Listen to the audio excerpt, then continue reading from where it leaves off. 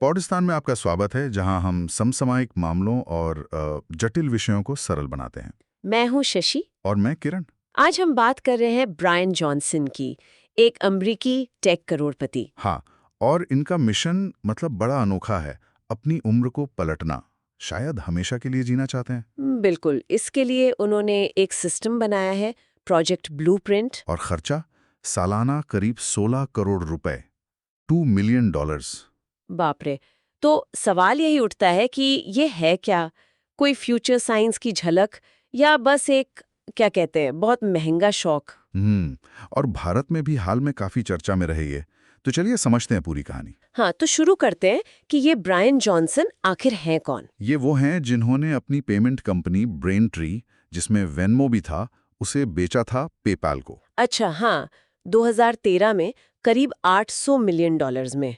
काफी पैसा। बिल्कुल। पर पैसा आने के बाद भी वो बताते हैं कि लगभग 10 साल वो डिप्रेशन से जूझे, मतलब जीवन का अर्थ ढूंढ रहे थे। शायद इसीलिए उन्होंने ये इतना रैडिकल, इतना सख्त रास्ता चुना है अपने स्वास्थ्य को लेकर। हो सकता है, और इसी रास्ते का नाम है प्रोजेक्ट ब्लूप्रिंट। हाँ, तो ये ब्लूप्रिंट है क्या असल में? सुनने में तो बड़ा इंटेंस लगता है। इंटेंस तो है, बहुत सख्त नियम है, जैसे डाइट पूरी तरह वीगन, वीगन, ओके। और कैलोरीज भी एकदम नाप तोल कर, ठीक 1977 रोज, और सारा खाना सुबह 11 बजे तक खत्म। 11 बजे तक बस? हाँ, नाश्ते में ब्रोकली, दाल, मशरूम, अखरोट का हलवा, महीने में करीब 70 पाउंड सब्जियां। Oh my God. और एक्सरसाइज रोज करीब 1 घंटे का वर्कआउट, 25 से ज्यादा अलग अलग व्यायाम हर मसल के लिए। और नींद, उसका क्या? नींद तो सबसे जरूरी। रात 9:30 बजे सोना, सुबह बिना अलार्म के उठना। वो दावा करते हैं 8 महीने तक उनकी नींद एकदम परफेक्ट रही। और वो सप्लीमेंट्स, बहुत सारी गोलियां लेते हैं शायद। हाँ, रोज 60 से ज्यादा गोलियां सप्लीमेंट्स की। इतना सब कुछ, और ये सब ट्रैक कैसे करते हैं? मतलब पता कैसे चलता है कि कुछ असर हो रहा है? वही तो, सब कुछ मापा जाता है।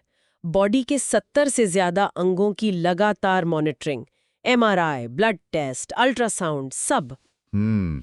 लेकिन सिर्फ यही नहीं, कुछ विवादास्पद चीजें भी की हैं इन्होंने, है ना? हाँ बिल्कुल, जैसे वो ब्लड ट्रांसफ्यूजन वाला मामला। अपने बेटे का खून लिया था। हाँ, अपने टीनेज बेटे से प्लाज्मा लिया और अपना प्लाज्मा अपने पिता को दिया। दावा ये कि पिता की उम्र बढ़ने की रफ्तार धीमी हुई। पर उन पर खुद कोई असर नहीं हुआ। नहीं, उन पर नहीं। फिर वो प्रोजेक्ट बेबी फेस, डोनर से फैट लेकर चेहरे में इंजेक्ट करवाया। वाह, उसका क्या नतीजा निकला? बुरा, गंभीर एलर्जिक रिएक्शन हो गया, चेहरा सूज गया था काफी। और वो जीन थेरेपी की भी बात थी, कुछ डीएनए एडिटिंग जैसा। हाँ, उन्होंने दावा किया कि अमेरिका से बाहर, शायद होंडुरास में कहीं, उन्होंने जीन थेरेपी ली, जो FDA से अप्रूव्ड नहीं है। कोशिश ये कि कोशिकाएं बूढ़ी होना बंद कर दें या धीमी हो जाएं। लेकिन ये सब बहुत एक्सपेरिमेंटल है, रिस्की भी। तो मतलब लक्ष्य सिर्फ लंबी उम्र नहीं है, कुछ और बड़ा सोच रहे हैं। उनका लक्ष्य है longevity escape velocity. Escape velocity मतलब एक ऐसी स्टेज पर पहुंचना जहां आपकी बायोलॉजिकल उम्र समय के साथ बढ़ना बंद हो जाए, स्थिर हो जाए। और वो मानते हैं कि AI इसमें मदद कर सकता है। अच्छा, एआई कैसे? शायद डेटा एनालिसिस और पर्सनलाइज्ड इंटरवेंशन से। और इसी सोच से उन्होंने एक आंदोलन शुरू किया है, डोंट डाई, मरो मत। डोंट डाई, ये कोई फिलोसॉफी है या? सुना, अब इसे वो एक धर्म जैसा बना रहे हैं। हाँ, ये दिलचस्प मोड़ है। अब वो इसे एक ऑर्गेनाइज्ड रूप दे रहे हैं। साप्ताहिक बैठकें होती हैं, मंत्रोच्चार होता है, शरीर से माफी मांगने जैसी रस्में हैं। शरीर से माफी? हाँ, उनका विचार है कि शरीर ही भगवान है, एक तरह से बॉडी को पूजना। वो कुछ किताबों का भी जिक्र करते हैं, जैसे चार्ल्स सेफ की जीरो। शायद उनके जीरोइज्म वाले आइडिया से जुड़ता है, हर चीज को ऑप्टिमाइज करना। इंटरेस्टिंग है। और इसी फिलॉसफी के साथ वो भारत भी आए थे हाल में। हाँ, और यहाँ आकर कुछ कंट्रोवर्सी हो गई। वो एयर क्वालिटी वाला किस्सा। हाँ, ज़िरोधा के निखिल कामत के साथ पॉडकास्ट रिकॉर्ड कर रहे थे, बीच में छोड़ दिया। क्यों? कहा कि एयर क्वालिटी इंडेक्स मतलब AQI बहुत खराब है, उनकी स्किन और गले में जलन हो रही है। और फिर बाबा रामदेव के साथ भी कुछ हुआ ऑनलाइन? जी, जॉनसन ने हरिद्वार की हवा पर कुछ कमेंट किया, तो बाबा रामदेव ने पहले उन्हें ब्लॉक कर दिया। ब्लॉक कर दिया? हाँ, ट्विटर पर शायद, पर बाद में सुलह हो गई। रामदेव ने उन्हें हरिद्वार बुलाया है, योग और आयुर्वेद सीखने के लिए। और जॉनसन ने मान लिया? हाँ, उन्होंने न्योता स्वीकार कर लिया है। कमाल है। ये सब सुनने में तो बड़ा क्रांतिकारी लगता है, पर क्या वैज्ञानिक इसे सीरियसली लेते हैं? क्या इसमें कुछ साइंस है? देखिए, यहीं पर सबसे बड़ा सवाल है। साइंटिफिक कम्युनिटी में बहुत संदेह है। सबसे बड़ी बात, ये एक N=1 प्रयोग है। N=1 मतलब सिर्फ एक इंसान पर आधारित। ब्रायन जॉनसन खुद साइंस में ऐसे निष्कर्ष नहीं निकाल सकते। अच्छा, और क्या दिक्कतें हैं? इतने सारे बदलाव एक साथ कर रहे हैं, डाइट, सप्लीमेंट्स, एक्सरसाइज, वो जीन थेरेपी, पता नहीं और क्या-क्या। तो अगर कोई फायदा हो भी रहा है तो ये कहना नामुमकिन है कि किस चीज से हो रहा है। हाँ, ये तो है। सब कुछ घालमेल है। बिल्कुल, कौन सा वेरिएबल काम कर रहा है, कौन सा नहीं, पता ही नहीं। और आलोचक ये भी कहते हैं कि वो कॉस्मेटिक सर्जरी करवाते हैं, हेयर डाई लगाते हैं, तो उम्र छुपाने के तरीके भी इस्तेमाल कर रहे हैं। सही कहा, ये भी एक पॉइंट है।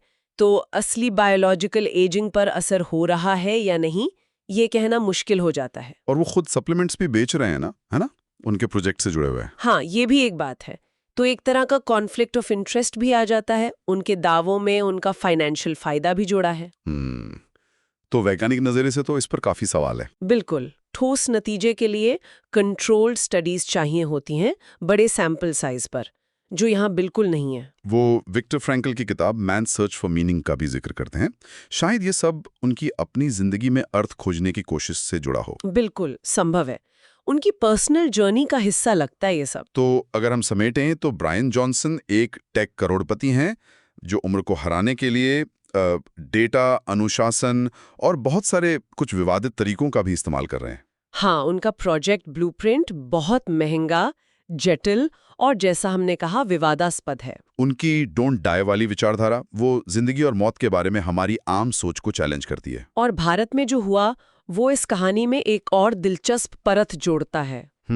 तो मुख्य बात यह है कि उनका प्रयोग दिखाता है कि पर्सनल हेल्थ को किस हद तक ऑप्टिमाइज करने की कोशिश की जा सकती है। लेकिन इसकी साइंटिफिक वैलिडिटी, वैज्ञानिक प्रामाणिकता, उस पर बड़े गंभीर सवाल बने हुए हैं।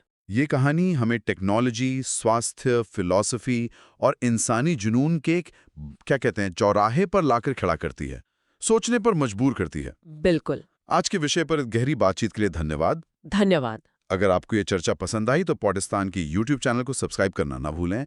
आप हमें रिव्यू भी दे सकते हैं और हाँ, भविष्य के एपिसोड्स के लिए टॉपिक्स भी सुझा सकते हैं। और जाते जाते एक सवाल आपके लिए छोड़ जाते हैं। क्या हम इंसान के शरीर और जिंदगी को पूरी तरह डेटा और एल्गोरिदम में बांध सकते हैं, या जीवन का असली रहस्य हमेशा हमारे वैज्ञानिक समझ से थोड़ा परे ही रहेगा? अगली बार तक सोचते रहिए।